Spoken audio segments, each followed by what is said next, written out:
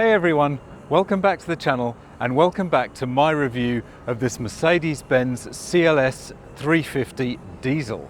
So if you're new to the channel, thanks for stopping by. I really hope you enjoy it. And if you like this kind of content with some random car reviews and content based on my own cars, a Ferrari 360 Modena and two AMG Mercedes, it'd be great to have you as a subscriber, and the best thing you can do to help the channel is to turn on that notification bell. So this car is an interesting one for me. I've never driven a CLS, and it's not one of the crazy hyped up AMG bonkers versions. It's a very practical V6 diesel. Now, so it's going to be interesting to see what this is like to drive. And in this video, we're going to go around the outside, have a look at the car's exterior, have a detailed look at the interior of the car, and then get it out on the road and see what it's like to drive. So let's get going.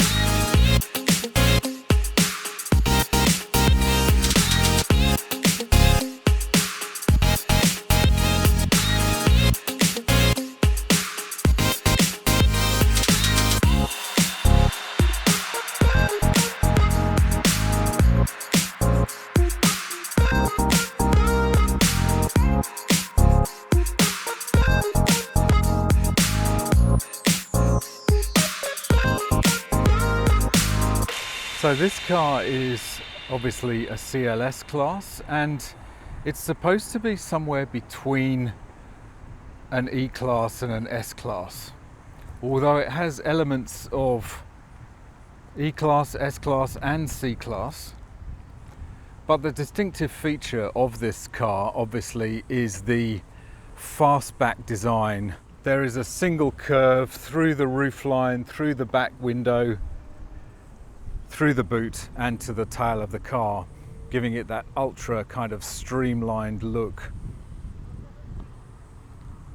It's a really interesting looking car, although I've been kind of jaded by it because I read a review of this car when it first came out, and I don't know who it was. I'll see if I can find the link to put it in the description, but somebody described it as looking a bit like a saggy banana.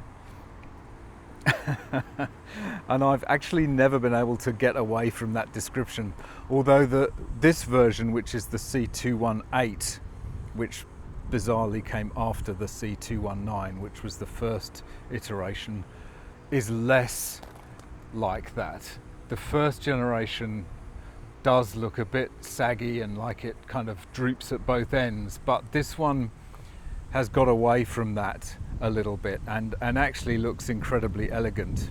It is supposed to be a kind of intermediate between the E-class and the S-class. You'll see that there are some styling elements on the interior which combine both of those models.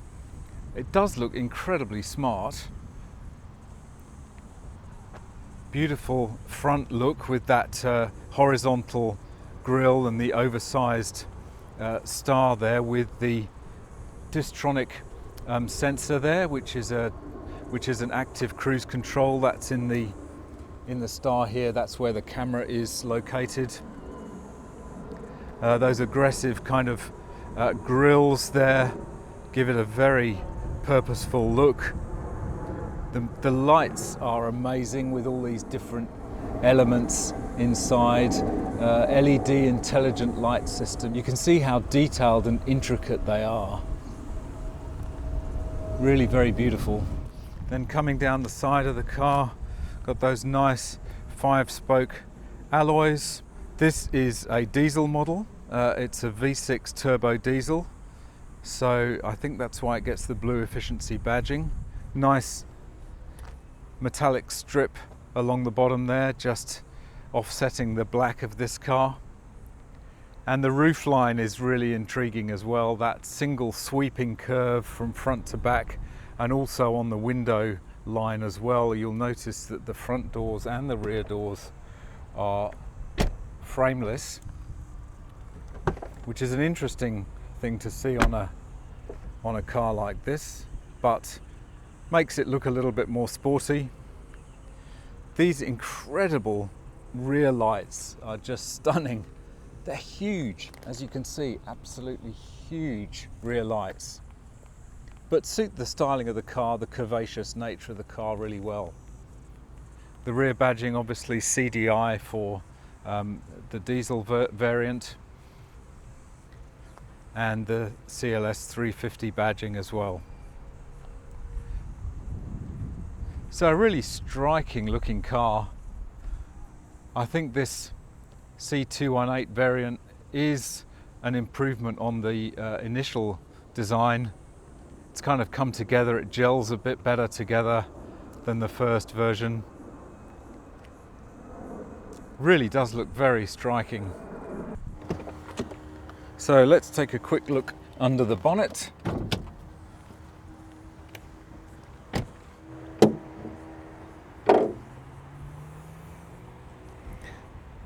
So a kind of different view from what we're used to on this channel with lots of AMG stuff. This is a V6 turbo diesel engine. I'm not particularly familiar with diesels. I've only had one once a long time ago.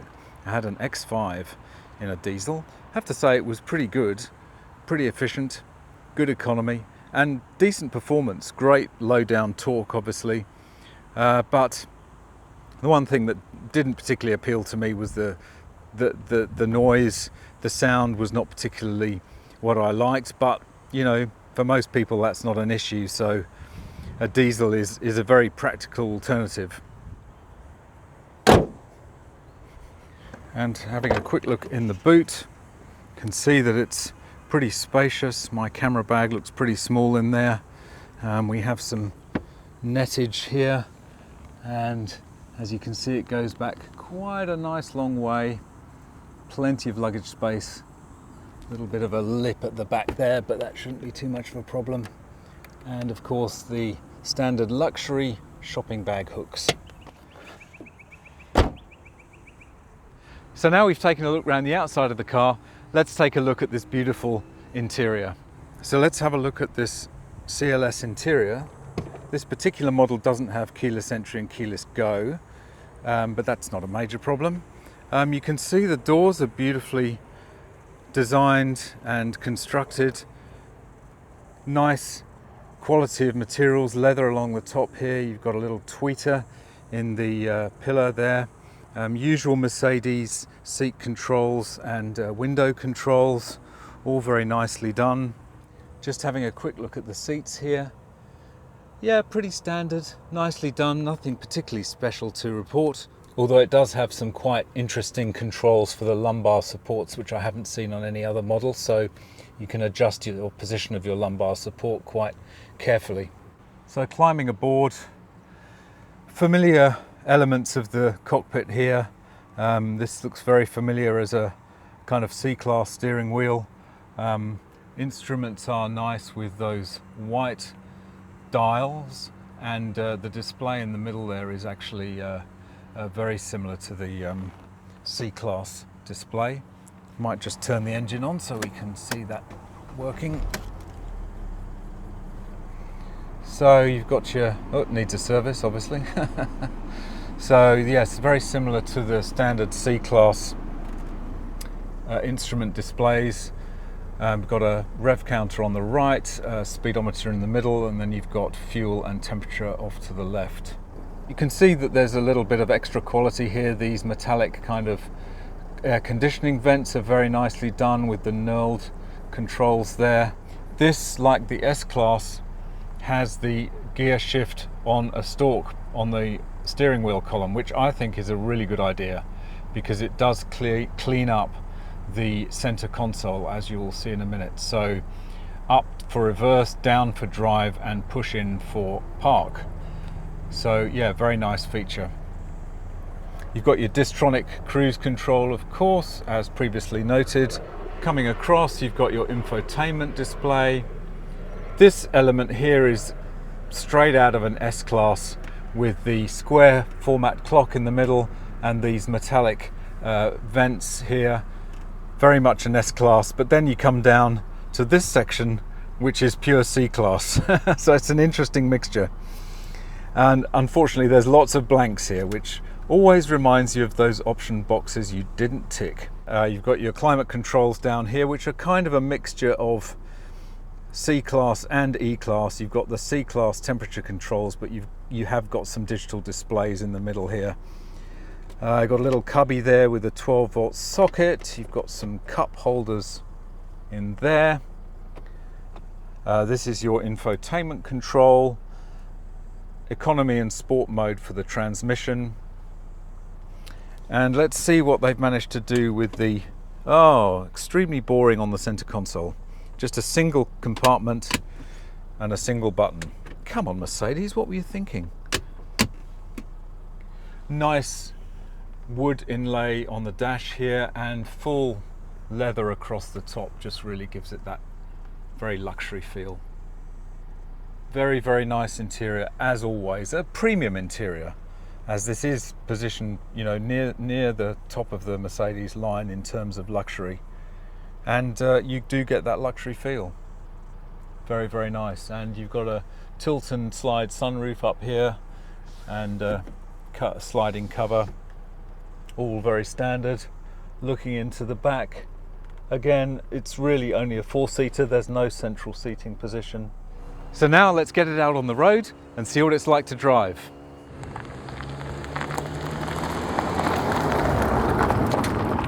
Well, this is different. It's a diesel. It's a diesel. That's interesting. It's a long time since I've driven a diesel, and it kind of feels odd in a really high-end luxury car like this to be driving a diesel. That you can never get away from the sound. Look, they're way, way, way better than they used to be.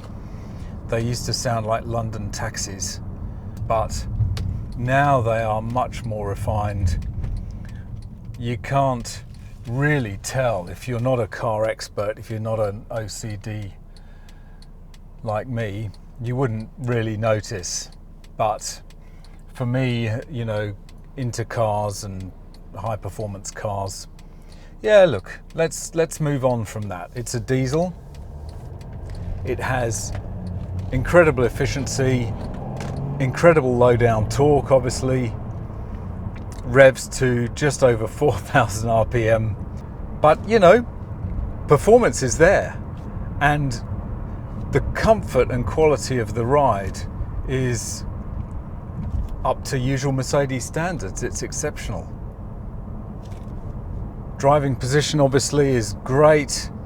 You've got your electric seats adjustments, beautiful multi-function steering wheel here.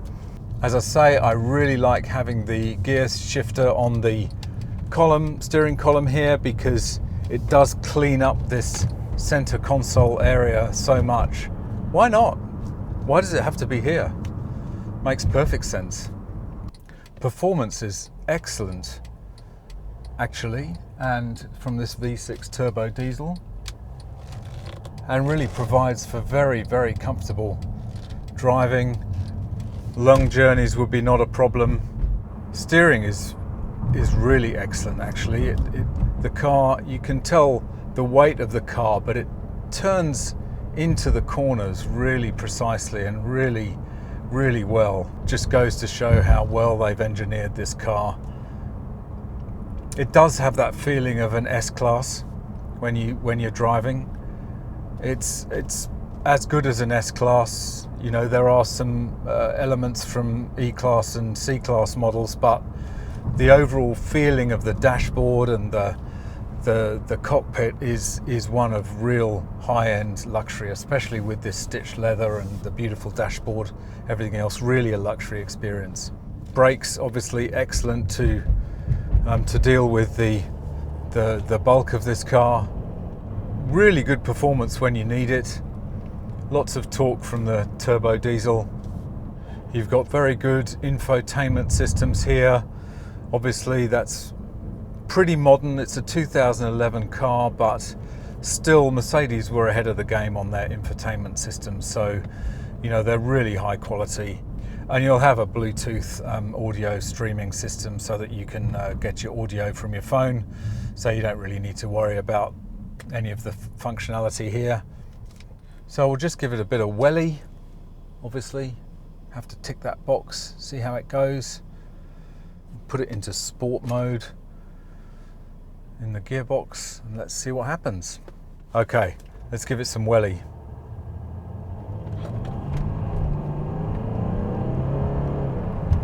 Okay, that's doing 100 now, so yeah, it's pretty quick. Yeah, it's quick enough, perfectly quick enough. And the diesel has so much torque, it's just such a great kind of car to drive for that torquey experience. So just cruising at 60 k's, really comfortable, really quiet. Bumps are nicely smoothed out, just typical Mercedes ride quality. So this particular car has done just over 86,000 kilometers, which is nothing for a Mercedes, especially a Mercedes diesel. They've been known to go on for hundreds and hundreds of thousands of kilometers. And I think you'll have no worries about the quality of the interior or it maintaining its feeling of freshness and newness. This car will go on for years and years and years. Got the traction control involved there, which was interesting. It's sprightly.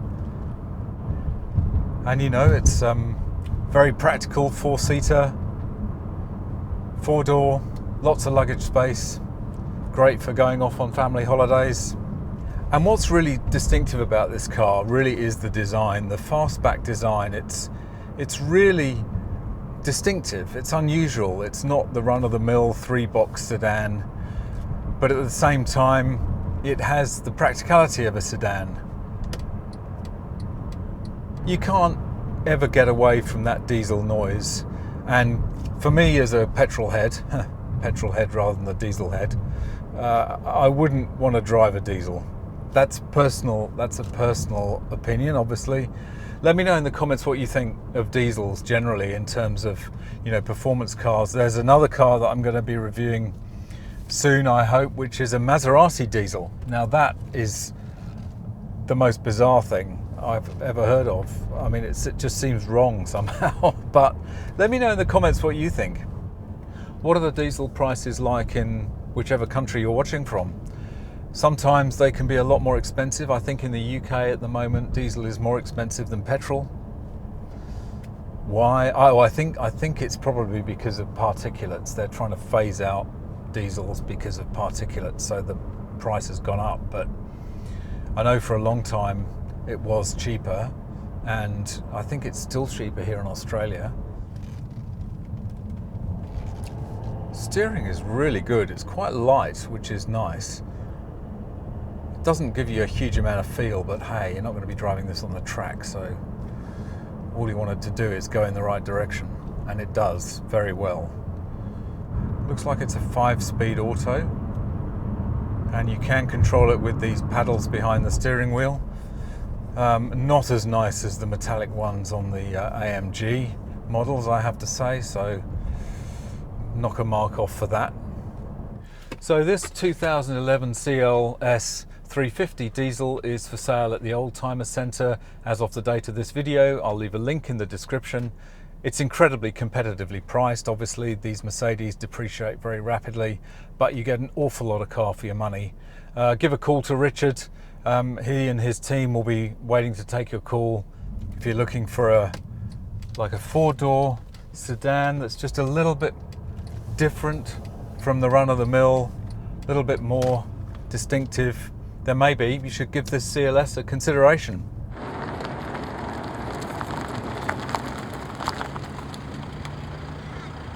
So thanks very much for watching. I hope you've enjoyed this review of the CLS350 diesel.